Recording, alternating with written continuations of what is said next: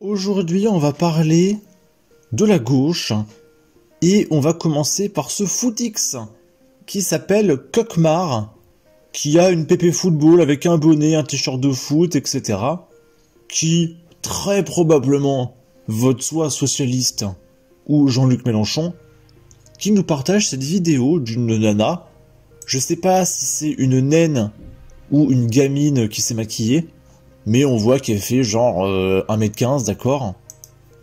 Et le mec nous dit, les gars, venez, on assume qu'on est tous attirés par ce genre de femme.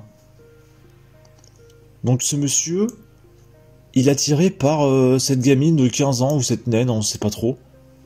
Elle a pas l'air disproportionnée, hein. Je pense que c'est vraiment juste une gamine qui s'est maquillée, ce qui est assez tragique. Et du coup, Cauchemar, il est attiré par les gamines. Et venez les mecs, on assume qu'on est tous attirés par les gamines. Alors après, peut-être qu'il dit ça parce que dans sa culture, il y a un prophète qui s'est tapé une gamine de 6 ans. Enfin non, il s'est marié avec une gamine de 6 ans, et il se l'est tapé quand elle avait 9 ans. Donc peut-être que pour lui, c'est normal, hein, parce que le prophète, il l'a fait, après tout. Et du coup, il reçoit des commentaires. Maguelia qui nous dit, une femme? Mais c'est une gamine, espèce de pipou. Je vais dire pipouphile, hein. Sinon je peux pas le dire sur YouTube. Mon cauchemar. Bah, pourquoi nous dit Cauchemar. Ouais, c'est normal. C'est normal pour ces gens-là. Ça va le pointeur, tout se passe bien, t'es de retour en tôle. Elle a 11 ans, on dirait la reine des mouches.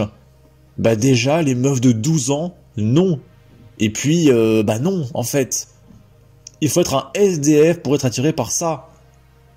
Non, je t'assure, et le mec il bave avec des cœurs. Voilà, devant une gamine de 12 ans. Pourquoi pas? Pourquoi pas? Après tout, qui sommes-nous pour juger les autres cultures? Hein, toutes les cultures se valent, d'accord? Là, c'est Rima Hassan. Elle a dit une telle dinguerie qu'elle a été censurée par Twitter et elle a été bannie non pas de France, mais de toute l'Union Européenne. Donc son compte existe encore, c'est son message qui a été banni de l'Union Européenne. Et je me souviens de ce qu'elle a dit, j'avais hésité à faire un screenshot pour le conserver. Parce que je me suis dit, c'est pas possible, ça va pas rester sur Twitter, ça. Donc en gros, c'était lors de l'annonce du nouveau gouvernement. Et selon Rima Hassan, il y avait un peu trop de blanc. Et je crois que son message, c'était genre... Ouais, tranquille, le gouvernement de la white suprématie, il y a un peu trop de blanco ici. C'est ce qu'elle a dit. Genre, si tu veux, à armes égales, c'est comme si on disait, hey, c'est quoi ce gouvernement de black? Je peux vous dire qu'il y a un mec qui dit ça, on va réinventer la peine capitale juste pour lui, hein, d'accord? Mais ça va. Hein, les gouvernements de blanco sont autorisés. Donc voilà.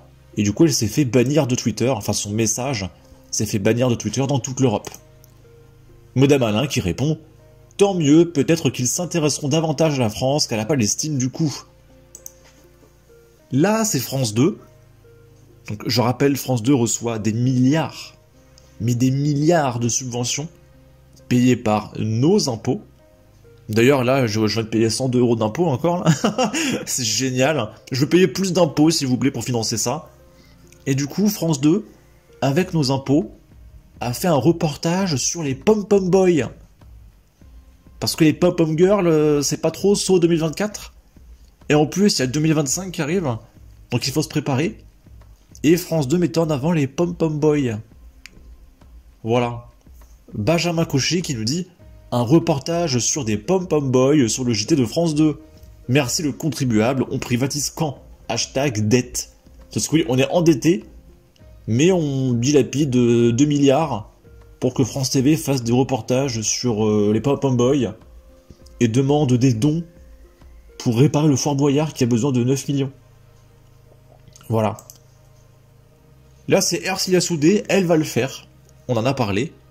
Elle va déposer une loi pour interdire toute mesure de régulation létale des rats et des pigeons. Alors le problème, c'est pas les pigeons, ils font chier personne les pigeons. Par contre, elle n'a pas envie qu'on tue les rats. Donc il faut savoir que Paris je crois, elle est dans le top 3 des villes les plus infestées de rats du monde, ou de l'Europe, je sais plus. Et les écolos, alors elle est de la LFI, hein, mais tout ce qui est NFP, ils sont écolos, progressistes, gauchistes, communistes, hein, c'est tous les mêmes. Elle veut qu'on ne fasse pas de mal aux rats. Il faut cohabiter avec les rats, d'accord? Et Anne Hidalgo l'avait déjà dit.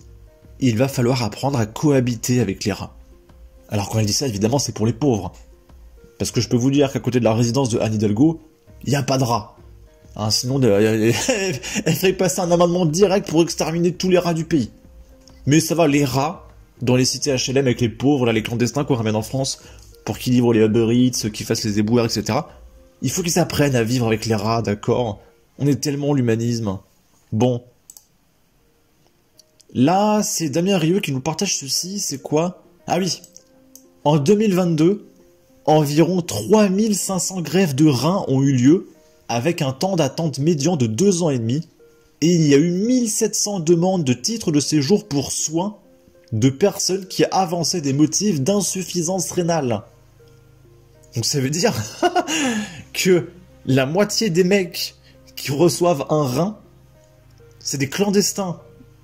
Ou alors des migrants qui disent j'ai besoin de soins, voilà. Et ça tombe bien, la France soigne la terre entière gratuitement. Et du coup, on a des Pakistanais, des Afghans, etc., des talibans, qui arrivent en France et qui nous volent nos reins pour se faire soigner gratuitement. Et après, ils rentrent au bled. Bien sûr. Mais c'est tout à fait logique. Moi aussi, là, je vais au Japon, je dis bonjour, est-ce que vous pouvez me soigner gratuitement? Voilà, j'ai un cancer, je sais pas, de la jambe, ça ne veut rien dire.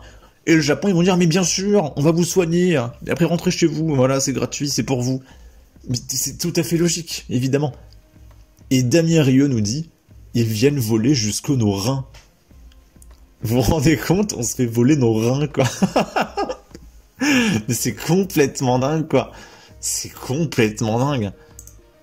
Mais j'ai plus les mots, hein. Là, c'est France Inter, pareil, qui reçoit des millions de subventions. Autour de François Bayrou, un gouvernement tout sauf LGBT friendly. Mais France Inter, vous voulez des mecs compétents? Ou vous voulez un gouvernement LGBT friendly qui vient à l'Assemblée habillé en rose avec des petites fleurs? Je comprends pas en fait le projet. Je m'en fous en fait d'avoir un gouvernement LGBT friendly. Je comprends pas la remarque en fait. T'sais, on essaie de sauver la France, on est endetté, on n'a plus de thunes, on est pauvre, il n'y a plus de système de santé, de système scolaire, plus rien. Et t'as les gauchistes qui reçoivent avec notre pognon des milliards, des millions de subventions pour expliquer à la télé que le problème c'est que le gouvernement il est pas assez LGBT friendly. Mais vous êtes des demeurés, hein. Et franchement, je pèse mes mots, hein. Vous avez de la chance qu'on soit sur YouTube, hein. Je vous dis juste que vous êtes des demeurés.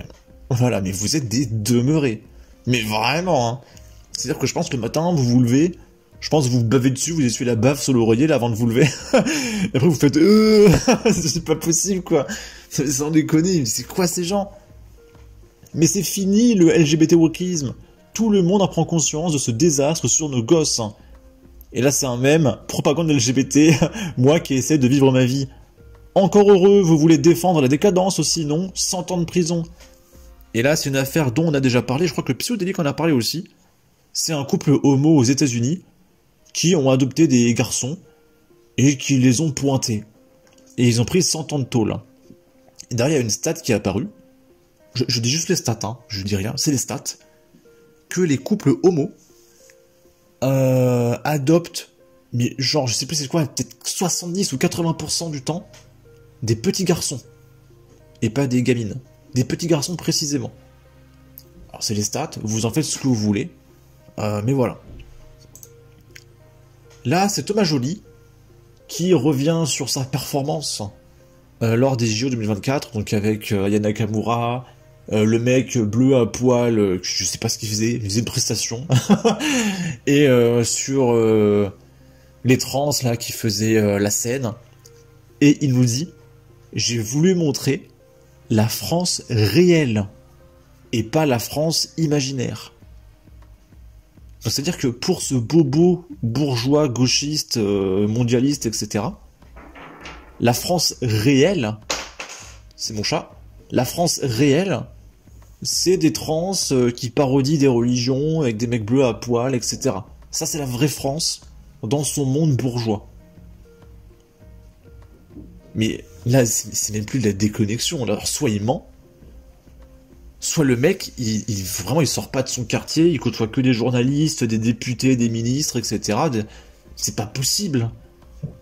Parce que même quand tu es dans un quartier bourgeois, je sais pas, tu sors de chez toi, peut-être que je me trompe, hein, peut-être qu'ils sortent pas de chez eux, mais comment tu peux être déconnecté à ce point-là? Je comprends pas. Bon, sur ce, n'hésitez pas à donner votre avis, votre opinion, à partager, liker, commenter, ça aidera au référencement de la vidéo sur YouTube. Abonnez-vous, suivez-moi sur Twitter, prenez soin de vous, salut!